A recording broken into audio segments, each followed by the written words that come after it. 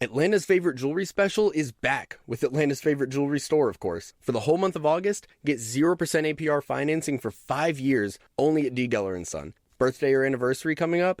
Every woman needs a tennis bracelet in her jewelry box, and you can blow her away with a show-stopping 5-carat total weight for just $79 a month. It's only this month and only at D. Geller & Son, Atlanta's most trusted jeweler since 1939. In Atlanta, Kennesaw, and Sandy Springs, and online at dgeller.com.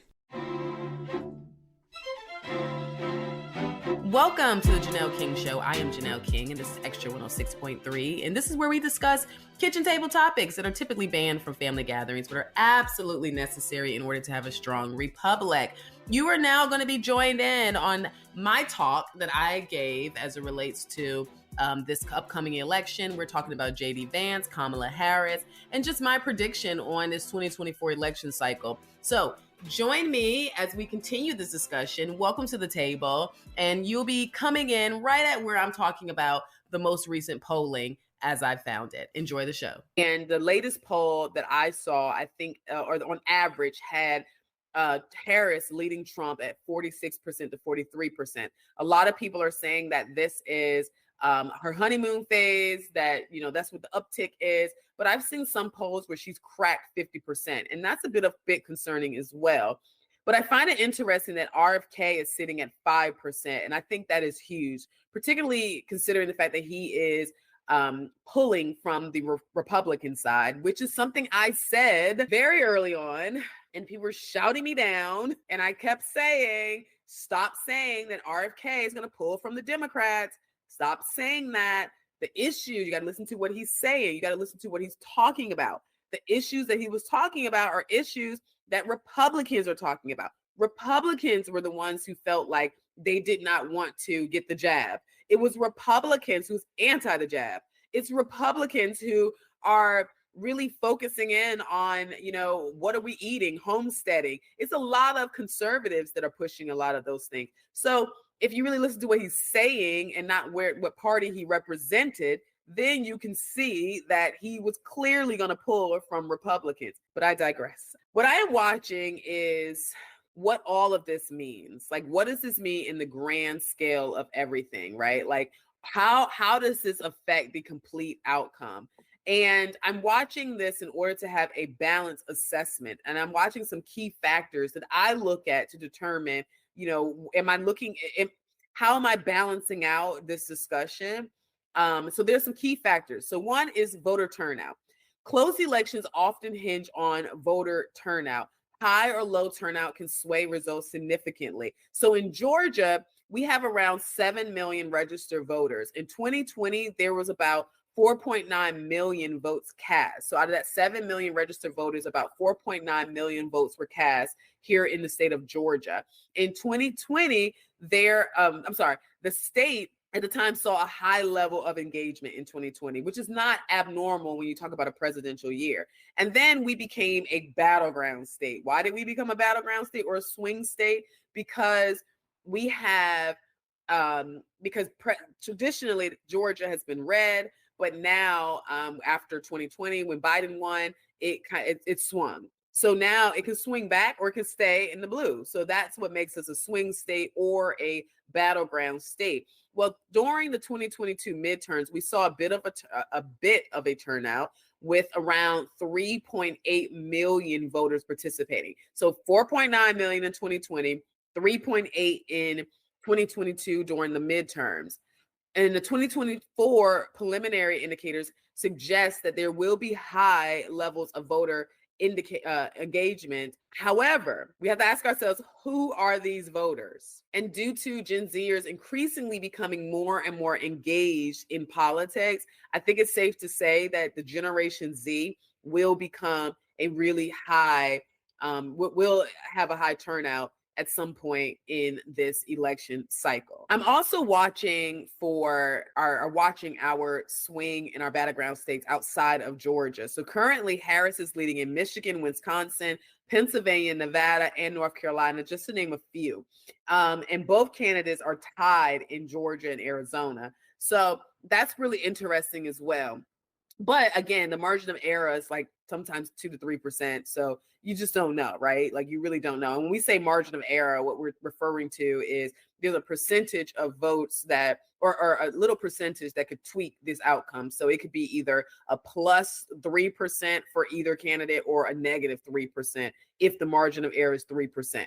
So if you see a poll that says, oh, and I always encourage people to look at the margin of error. So if you look at, if you're watching TV and the poll pops up, and in the bottom in the small print, you should see where it says margin of error plus or minus. It's like plus slash minus, whatever, right? 2.93. If it's more than 3%, I typically just kind of push it to the side because I'm like, what's going on here? But if it's at 3% and then you see that the candidates are within 3%, that's something to take note of as it relates to really paying attention to that, right? That means that it could be either candidate can have more than 3. It can be, if let's say Trump is at 43% and Harris is at 46%, it could be that he's really at 46% and she's at 49%. Or it could be that she's at 43% and he's at 40%.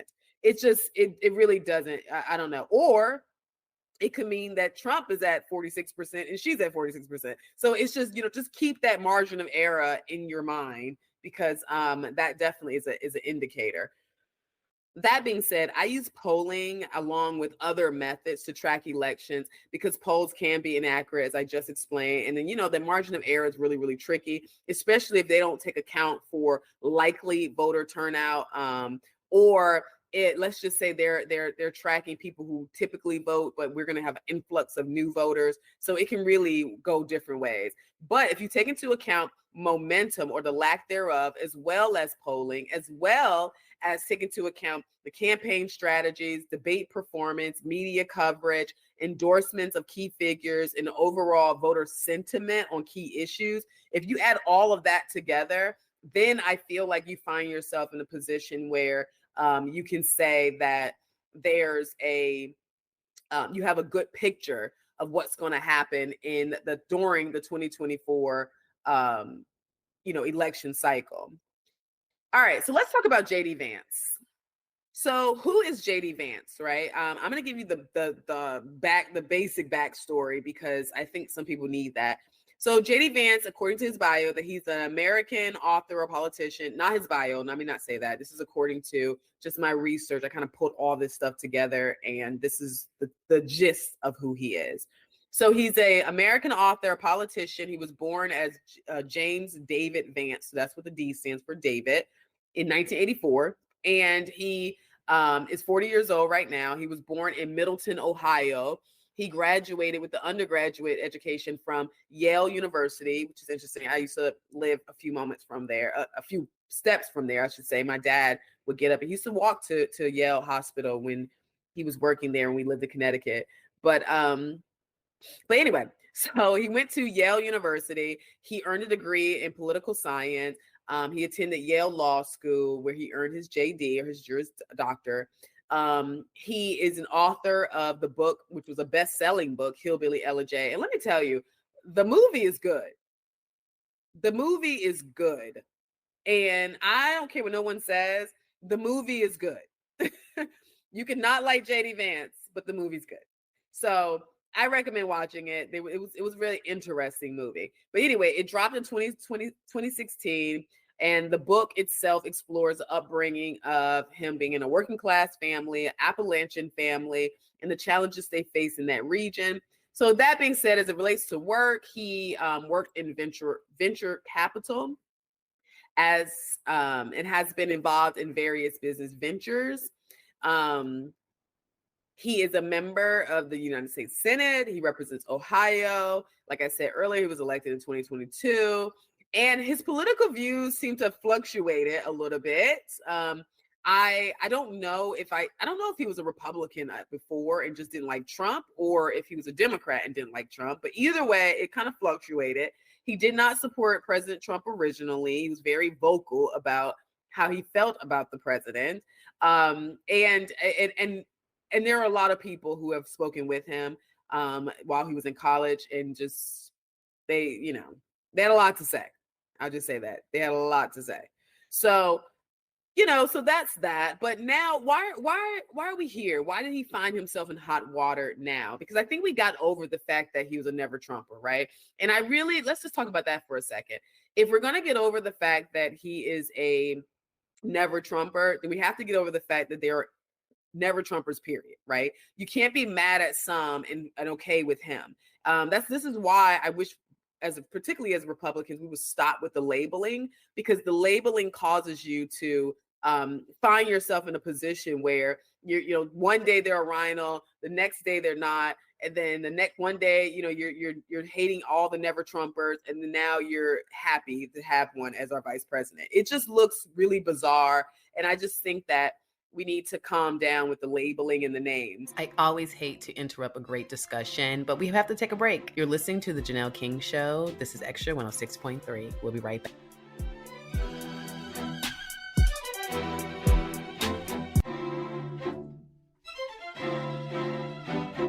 Welcome back to the Janelle King Show right here on Extra 106.3. And now you'll be joined back into the discussion. Vance has taken a deep red stance, highlighting the need to restore families and love for family. And I don't disagree with that at all. I very much so believe in strong families and that we do need to restore our families. And I do think that Democrats kind of put a sour taste in people's mouths about marriage and family. And I don't think that's a good thing by any means. And with everything that's going on with our children, from medications to puberty blockers and just all that stuff, major surgeries, and growing up in single parent homes, I certainly am not opposed to placing an emphasis on having strong families. However, Vance has decided to take a very controversial approach to this discussion and this argument. And I have a bit of a compilation of him talking about it. So take a listen. Saying is that we're effectively run in this country via the Democrats, via our corporate oligarchs, by a bunch of childless cat ladies who are miserable at their own lives and the choices that they've made, and so they want to make the rest of the country miserable too. And it's just a basic fact. You look at Kamala Harris, Pete Buttigieg, AOC, the entire future of the Democrats is controlled by people without children. And how does it make any sense that we've turned our country over to people who don't really have a direct stake in it? In May of 2019, he told a crowd, quote, "Babies are good because we're not sociopaths." I've seen people who become more attached to their communities, to their families, to their country because they have children. So I would say that we should care about declining fertility, not just because it's bad for our economy, but because we think babies are good. And we think babies are good because we're not sociopaths. Then in November of 2020, during a podcast appearance, he said this. There's just these basic cadences of life that I think are really powerful and really, really valuable when you have kids in your life. And the fact that so many people, especially in America's leadership class, just don't have that in their lives. I worry that it makes people more sociopathic and ultimately our whole country a little bit less less mentally stable. And of course, you talk about going on Twitter. Final point I'll make is you go on Twitter, and almost always the people who are most deranged and most psychotic are people who don't have kids at home. In August of 2021, in a fundraising email, CNN found he appealed to donors by mentioning the, quote, "radical childless leaders in this country." And then he tweeted in 2021, quote, "cat ladies must be stopped." I know the media wants to attack me and wants me to back down on this, Megan, but the simple point that I made is that having children, becoming a father, becoming a mother, I really do think it changes your perspective in a pretty profound way. This is something, of course, we've recognized for hundreds of years in this country, that human civilization has always recognized. But there's a deeper point here, Megan. It's not a criticism of people who don't have children. I explicitly said in my remarks, despite the fact the media has lied about this, that this is not about criticizing people who, for various reasons, didn't have kids. This is about criticizing the Democratic Party for becoming anti-family and anti-child. We have to ask ourselves, Megan, why do we have masking of toddlers years after the pandemic ended? Why do we have the Harris campaign coming out this very morning, Megan, and saying that we should not have the child tax credit, which lowers tax rates for parents of young children? It's because they have become anti-family and anti-kid. And I'm proud to stand up for parents, and I hope that parents out there recognize that I'm a guy who wants to fight for you. I want to fight for your interests. I want to fight for your stake in the country. And that is what this is fundamentally about. The Democrats in the past 5-10 years, Megan, they have become anti-family. It's built into their policy. It's built into the way they talk about parents and children. And it's time that we called that out. I don't think we should back down from it, Megan. I think we should be honest about the problem. So I pulled this compilation and I realized that when I was listening to Kim Iverson, she talked a lot about this as well. And she also has this compilation in her podcast. However, I'm linking her podcast in the bio for two reasons. One, I want to make sure if I pull from anybody that I promote them. But then secondly, she had a really good explanation on this topic as well. She, like me, have had some fertility challenges. So she's like really, it was just a really good explanation. I suggest you go check it out. So make sure after you finish watching this podcast, you check out the link in the bio and listen to her podcast because it was really good. So I thought long and hard about JD Vance and the attacks on his previous statements. And as a woman who has experienced fertility challenges, as I mentioned before, it's not that the comments per se affect me or that's what's concerning to me is the comments per se. It's really the response to it after being educated on the fact that this is something that can be really hurtful and bothersome to a lot of women. I felt like his response was a bit neglectful and just quite frankly a bit reckless. It doesn't feel like he has any compassion. It's more so like, well, I'm not talking about that. Well, how do we know that? And when you consider the fact that approximately 20 to 25% of women of childbearing age are childless, when you consider the fact that the CDC has shown that 10 to 15% of women who are childless are childless due to infertility challenges, and then you factor in the fact that 42% of women supported Trump in 2020, opposed to 47% of women supporting George W. Bush in 2004, I don't think we're trending in the right direction when we're making negative comments about women who are childless. I don't think we're trending in the right direction. I don't think it makes sense to turn off almost 50% of your overall support amongst women, because that's really what you're doing when you single out this group of women.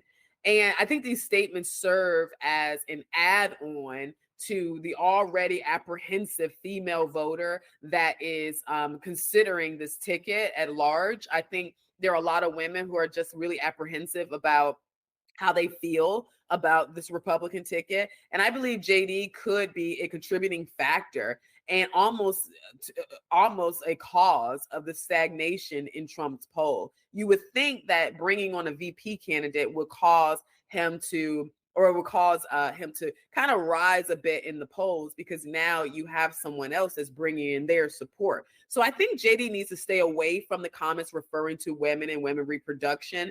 And I'm not talking about abortion, because abortion has nothing to do with reproduction. And it's actually really demeaning to lump people who are choosing to abort, which in the definition of the word means to get rid of. I think it's really difficult for us who may have experienced fertility challenges to hear you say that abortion is some form of reproduction. It's not. You're not reproducing anything. Abortion is not reproductive health. It is not reproduction. It is abortion. It is taking away. It is killing babies. So I take offense to that, particularly for women like myself who have had these experiences, because, abortion would never be an idea in our brains, because we'll be just happy to reproduce. So I think it's just important to notate that.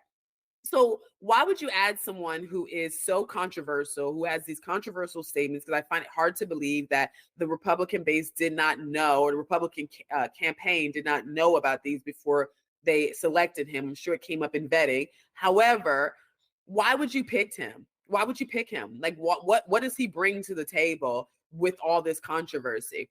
Well, I think you bring him because President Trump was losing evangelical voters. And the reason why is because at one point you had Mike Pence on the ticket, but now you don't, right? So Mike Pence is now off the ticket. And I think that they were losing evangelical voters. And this isn't about winning the woman vote. So I don't think he cares about so much how the woman feels in this, because it's not about the woman vote. You're not trying to win the woman vote with this statement. In fact, I believe that it's really more so about winning the evangelical vote. And currently, I heard that about 40 to 50% of evangelicals are on the fence or considering not voting at all. And so that's a much needed voting block that we have to have as Republicans if we think we're going to win. You got to maintain that base as well. So I must conclude that I'm not sure if adding JD Vance to the ticket is a winning strategy, because I think that he was brought to the ticket for the evangelicals, but it feels like he's kind of turning off the woman vote. So I'm not quite sure about that. But I also find it hard to pick up voters with this extremely targeted messaging, right?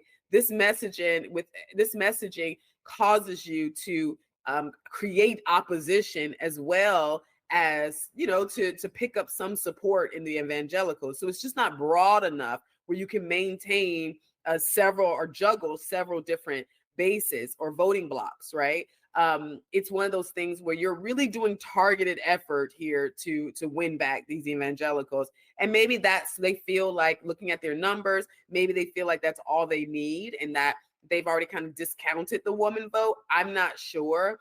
However, I think these are the times when you have to stick to messaging, and we need to stick to messaging that encompasses as many people as possible, and try to stay away from those subjects that are extremely complex or lacks proper context. So if it's too complex or lacks proper context, I think it's important that we stay away from those things. So that being said, I think this is a perfect time for me to kind of talk about our opposition, which is Vice President Kamala Harris, as she has a host of issues herself that I believe supersedes the word salads and the misinformation that everyone talks about. I think it's a little silly to rely on that or to make that part of the focus. So let's talk about her a little bit. So who is she, right? So I'm going to give you the same kind of background rundown that I gave you about JD Vance. So who is she? So she's also a politician. She's an attorney, currently serving as Vice President of the United States. Her husband is also an attorney. My husband thought, I can't even believe, he was like, I can't even believe we're at a point where we have two attorneys that could possibly be the president and the second gentleman, I think his name, he would be, whatever. I just was like, oh my God, no shade to attorneys, but no. Mm-mm, mm-mm. But we'll get into that. Anyway, she was born October 20th, 1964, which, I mean, that makes her about 60 this year. And she does look good. We cannot shade her on that. She's from Oakland, California.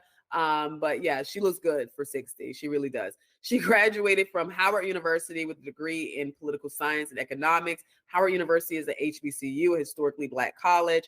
I went to a HBCU. Some of you already know that. Aggie Pride, North Carolina A&T. But anyway, she went to Howard University. She has a degree in political science and economics. She also earned her JD from the University of California, Hastings College of Law. She entered politics as a deputy district attorney in Alameda, if you're in California, forgive me if I'm pronouncing that wrong, but Alameda County, California, where she focused on prosecuting cases of violent crime. In 2010, Harris was elected as the Attorney General in California. She was then elected to the U.S. Senate in 2016, representing California. And in 2020, Harris was elected Vice President of the United States of America alongside Joe Biden. So clearly, she's been an educated, she is an educated professional politician. She's pretty much moved through the ranks quietly, if you go back through what I just said. But why isn't that getting the traction in the polls? Why aren't we seeing her really growing heavily in the polls? Because you would think with that type of attribute, I mean, and her her educational past, you would think that a lot more people would see her as qualified, so to speak. So why? What's happening? And it's because critics are questioning her record as a California Attorney General. there are a lot of people who are just not ready to have a female president. There are people who are concerned when they look at the fact that we have so many wars going on right now. And a lot of these wars are taking place in countries like, for instance, when you look at Hamas in Iran and as well as Russia, those are three different areas, three different territories, I guess you could say, two countries, one little area. But they are so anti-woman. They have no respect for a woman leading anyone, more or less men. So that alone is going to be a challenge. That alone is going to be a challenge, right? Like, how are we negotiating this? How are we going to negotiate this when you have countries where the leaders just have no respect for you simply because you're a female? Anyway, but between that and her attorney general record, she has some stuff. She has some questions that need to be answered, and I think that her stance on certain sentencing policies as an attorney general has really played a major role. We've been critical about her work as the border czar as well, which they're now saying that never happened, that she was never the border czar, which I think is so bizarre because border czar. Vice President Harris was not a border czar. Meantime, Vice President and border czar Kamala Harris facing some backlash. What he said about Harris and immigration was not true. She was never appointed border czar. And this will be her first visit to the U.S.-Mexico border region since she was appointed as the border czar by President Biden. People are going to have to counter the misinformation. You already hear folks talking about the border czar. She wasn't the border czar. President Biden tapped Kamala Harris, Vice President Kamala Harris, to be the border czar. Now, she wasn't the border czar. That's what Republicans labeled her. They were very critical of Kamala Harris, especially in her role as border czar. Now what she's up against is folks lying about her border record, calling her a border czar. Kamala Harris, who was appointed as the border czar. The Biden team didn't declare her the border czar. They wanted her to work on kind of the root causes of immigration. There has been so much criticism against Kamala Harris. You know, she was the border czar. Calling her sort of the border czar, which wasn't necessarily the case. So the border, if they weren't planning to. So there you have it. Clearly, she was the border czar. Either way, there's also a lot of perceived mishaps and lack of effective communication. You know, just the cackling on and all the word salads, and I get it. Sometimes you're trying to think about what you want to say, and you're just using a bunch of filler words. But you have to be mindful of that. It just sounds ridiculous. So there's been a lot. But I personally don't have confidence in her ability to restore our economy. So while I have some other things to say about some of the other stuff that people are concerned about too, I guess I would say my number one concern right now is that I do not feel like she has the ability to restore our economy. She doesn't have a platform, and some of the points that she's already brought out about the $25,000. So apparently the $25,000 that she says she wants to give every first-time home buyer, they comes with some stipulations, right? I heard that you had to also have a record of not missing 1 month of rent or being late on your rent for 2 years straight. And it's just some other stuff too that looks like it's more for Hispanics than Americans who've been here. It just kind of looks for those who are really starting out for the first time. I don't know. It's just really interesting. So that we heard about, her, wanting to just provide for for the people, American people financially. I mean, it's just all this stuff that costs a lot of money. I don't know. And then she appears to be a flip-flopper on some major issues. Her standing with the pro-Hamas supporters, so to speak, early on, and kind of being quiet about it. And now she's, standing with Israel. I know her husband is a Jew, and I know he has always been pushing for, Jewish stuff and anti-Semitism and all that. But I don't know. I think she was a little quiet. So not to mention the Democrat Party handpicked her as the nominee, ignoring the convention process. There are many who feel like they supported the vice president, but they didn't support her as president. They were cool with her being Biden's vice president, but they're not cool with her being the vice president. So when you think about all of that stuff, there's a lot that she has is happening with her. But much like the Trump administration, who seems to be expanding the tent by increasing minority votes. It appears that Harris has a little bit of a trick up her sleeve as well, by selecting Tim Walz as her vice president, who is 10 times worse than she is as it relates to her progressive policies. We all know the one about him supporting putting feminine products such as tampons in the male bathroom, which was so baffling to me because my brain just doesn't even compute that. I was just trying to figure out why do boys need tampons? But then I'm like, oh, I think it's for the girls who are now identifying as a boy, but you're still a girl, so you need tampons. So I don't know, but either way, that's just ridiculous. And so he's that. And I think he plans on trying to go after the blue collar communities. He's kind of trying to paint himself as this regular person like everybody else, but okay. However, he also speaks to another audience that, again, I think sometimes as Republicans, we're ignoring a little bit too much because they're growing up, they're becoming a part of the game, and that's Generation Z. I will be considered Generation Y or millennial, and we are really involved now in politics because we're much older, we're being impacted by policies. Well, they're starting to come into that as well. So he speaks to younger voters, believe it or not, and he claims to have worked this regular job, that he doesn't have any stocks or corporate affiliation, and that he supports social issues that are driving many of these discussions amongst our young people. So that being said, she's going to have to try to define herself apart from Joe Biden every step of the way. And I think that's what this Democratic National Convention is going to be all about, and has been since I've been watching it, as we're in the middle of it right now. Either way, looking at the polling, I think both candidates are in a fight of their lives. And I personally believe that the threat to winning the White House is neither themselves or any of these attacks that I mentioned. I think these things play a role. I think it definitely chips away at their support, or it can add to, in some cases, the other side, depending on how people receive it. But I personally believe that there is a greater culprit that we have to pay attention to. So I really want to jump into that and start talking about what that is. So what is this greater culprit that I believe that both the Harris and the Trump administration have to overcome?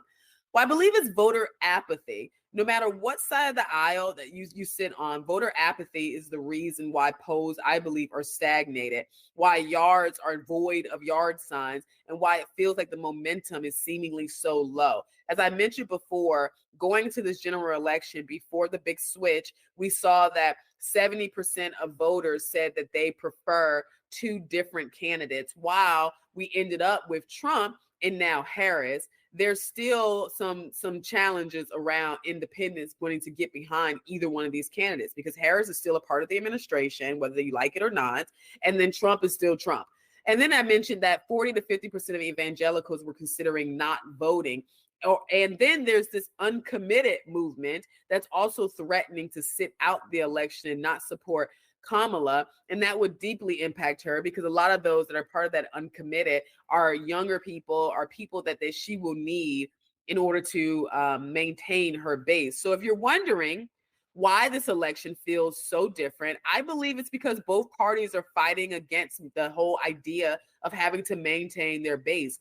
Traditionally, you would have your base. The Republicans will have theirs, the Democrats will have theirs, and you didn't have to worry about any of this. But now it's just really different. Both parties are fighting to maintain their base while also trying to pick up new voters. And in case they're unable to energize their base, they're hoping that these new voters will somehow serve that purpose. But is that a good thing?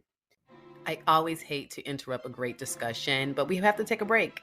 You're listening to The Janelle King Show. This is Extra 106.3. We'll be right back.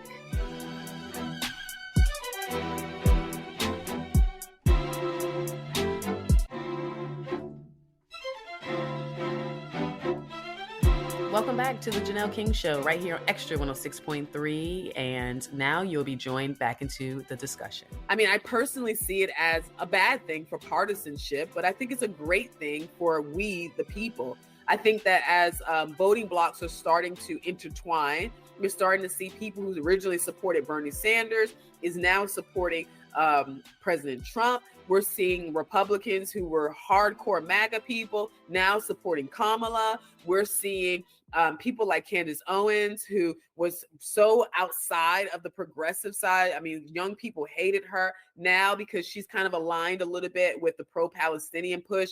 You see that they're starting to support her. So there's like this huge intertwining that's happening, and it's happening publicly and on Front Street, right? So when you see these things starting to happen, particularly when you look at like Black voters that are now moving into the swing vote space, and BLM leaders who have turned on Kamala Harris, I think it's okay to note that the old way of campaigning has changed, and it's changed by a lot. I was listening to Obama and Michelle as they were giving their speech at the conventions. And what I found to be fascinating about their speeches is that it was very much so heavily on the side of trying to check their base. It was them telling them to be nicer, to understand that older people may not understand what you're talking about if you're a Gen Zer. It's have patience. I heard a lot about,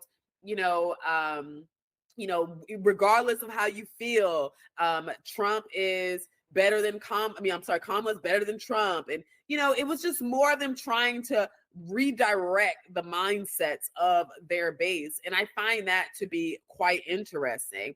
So I think we first, in order to navigate all of this, I think we have to first take our place as we, the people. We have to take a close look at the current state of where we are as the people. Where are we financially? Where are we educationally? Where are we when it comes to healthcare and all those other key issues that we know are on the table? Like, where are we? Where do we stand on these issues as a person? And I think we need to take a close look at the platforms only of these candidates so that we can build and have a good understanding of capability as well as confidence, right?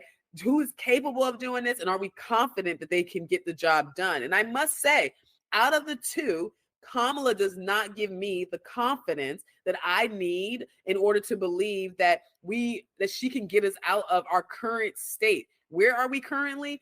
We're currently in a recession. For those of you who are saying we're not in a recession, no, we are absolutely in a recession, and it can get worse. When me and my husband were dating, now this was in let's say 2019 ish, maybe. No, we got married in 2019, so let's just say 2018. So in 2018, we're going through our dating experience. So there were like several restaurants that became like our little favorite restaurants, kind of like our staple, our little spots when we think about our dating experience.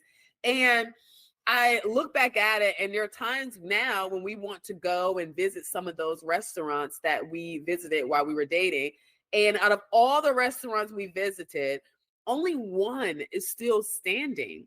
Only one is still standing right now. And what do I mean by that? Most of them have closed down after COVID, and then some of them closed down post-COVID as we were going through this really rough stage of trying to get people back to work and things of that nature. So the economy is not in a good place, and it can get a whole lot worse. So I must say, my confidence in Kamala's ability to bring us back and get us back on track is just not there. There's nothing in her background that gives me faith in her economic acumen. I don't know what she knows. And when we have two wars underway and the culprit are leaders who have very little respect for female leaders, that gives me pause as well. So whether you agree or you disagree, it really doesn't matter. The progressive agendas, it just does not prevail outside of this country.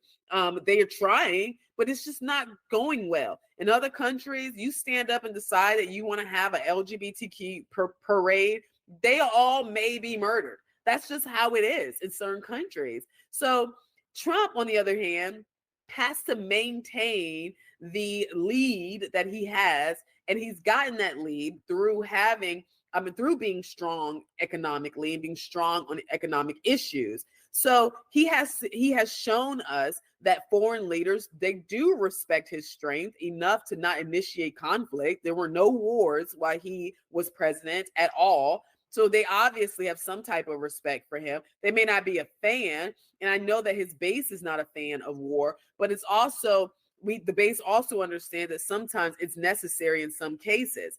So it's a tough pill to swallow, but the facts are the facts and they're right in front of us. And I just cannot make the same mistakes that we've made in the past. We've got to pay attention to what's happening right now. And as I said before, I'm going to tell you what I think. If I had to decide right now, as of today, in August of 2024, it looks like Kamala Harris has more of a momentum. It looks like Kamala Harris may be able to win people over come November. Why?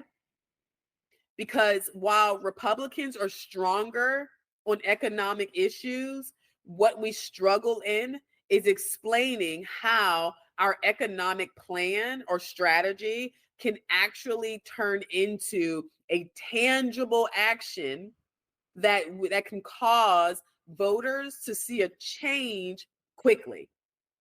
A lot of our policies, they are perfect because they create sustainable change. It means that you'll have longer periods before we see a recession, longer periods of stability rather than these ebb and flows. And this, we have money and then we don't have money. Businesses are going good and then they're not doing good. You don't see as much of that when it comes to Republicans. However, our strategies are a slow turn that puts us on the right direction. And it's just more sustainable that way. We would prefer not to be that way, but that's just how it is. Republicans have to communicate that. We've got to figure out how to say that. Democrats, they're all about addressing the need up front with these strategies that creates instability, handing over checks, handing out free money, cutting over here and pulling over there. She's talking about raising corporate tax from 21% to 28%. The moment I read that to my husband, you know what he said to me? He was like, okay, well, there's going to be higher unemployment because labor is your salaries. That carries the bulk of the weight of your budget when you're a business owner. So the first place you go when your revenue is slowing down, because here's the thing, revenue may be slowing down. And even if revenue is up, but if your costs go up, which is what happens when you increase the corporate tax from 21% to 28%, when that cost goes up, then you're going to find yourself in a worse situation because now I got to figure out how to meet my demands by having the same amount of revenue with higher costs. That means that my labor cost needs to go down. So that means they're now going to start laying people off. The quality of the products that you're purchasing is going to go down because now you have to look for shortcuts or cheaper versions of what you offer. So it's not like raising the corporate tax is somehow going to be like, okay, everything stays the same. No, businesses are not ran like that. You have to have the revenue to keep the business generated. So as I stated before, man, these are tough pills to swallow, but it's just not going to work. If Republicans can't figure out how to communicate effectively our economic plan, and if Democrats are out here selling these magic pills, these promises they always sell, if the voters are willing to eat it up again and not do their research or not consider that, you know what, I want to have a sustainable return. I am willing to slowly turn back into the right and into a place of strength if it means that I can stay there longer. That's how you have to look at the difference between the Republican economics and the Democrat economics. Do I want a quick fix right now, or do I want something that is going to allow me to be able to sustain? Do I want the quick fix, or do I want the sustainable fix? Those are the questions you have to ask yourself. So that's it for this episode. Thank you so much for listening. I want you to really let me know in the comment section what you think about the economic plans of the Republicans versus the economic plan of the Democrats. I'm really interested to know what your stance is. I want to hear it. How did you feel about President Obama's speech? You know, how did you feel about Michelle Obama? I don't know. Just let me know. Thank you so much for listening. This is Extra 106.3, and this is the Janelle King Show. And I'm so grateful to have you at my table. Till next time, We'll see you later. This morning in North Carolina, wheels are spinning. Determination is winning. A passion is now a thriving business, and it shows no signs of slowing down. How? The power of a conversation, like the one Clint Spiegel had with First Horizon Bank about starting a bike wheel manufacturing facility in Asheville. Now it's not just talk, it's rubber meets road. First Horizon Bank. Let's find a way. Go to firsthorizon.com/Clint. First Horizon Bank, member FDIC. Atlanta's favorite jewelry special is back with Atlanta's favorite jewelry store, of course. For the whole month of August, get 0% APR financing for 5 years only at D. Geller & Son. Birthday or anniversary coming up? Every woman needs a tennis bracelet in her jewelry box, and you can blow her away with the show-stopping 5-carat total weight for just $79 a month. It's only this month and only at D. Geller & Son, Atlanta's most trusted jeweler since 1939. In Atlanta, Kennesaw, and Sandy Springs, and online at dgeller.com. Hey Atlanta, Hudson Mason here. Is a new roof still on your to-do list, but you've been delayed due to rising home service costs? Well, here's a fantastic solution from Accent Roofing Service. 0 down, 0 payments, and 0 interest for a full year. That's right, you can get your new roof now and start paying next year. Act quickly because Accent's incredible offer of 000 with a 12-month deferred payment option for a lifetime roof system isn't going to last long. Contact the craftsman at Accent Roofing Service today, accentroofingservice.com.